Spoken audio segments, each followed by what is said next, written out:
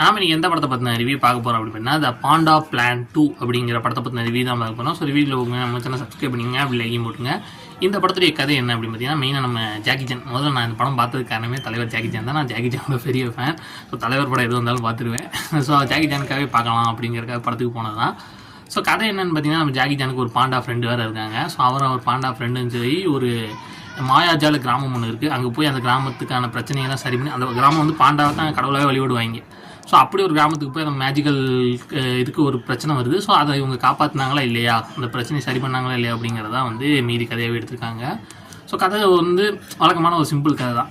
ஆனால் அதை ப்ரெசென்ட் பண்ணிட்டு விட ஜாக்கி சானோட ஸ்டைலில் சூப்பராக ப்ரெசென்ட் பண்ணியிருக்காங்க. அதுவும் அந்த ஆக்ஷன் போர்ஷன்ஸாக இருக்கட்டும், இல்லை காமெடியாக இருக்கட்டும். படமே காமெடி தாங்க, காமெடிக்காக தான். ஜாக்கி சான் படம் தான் காமெடி இல்லாமல் இருக்குமா?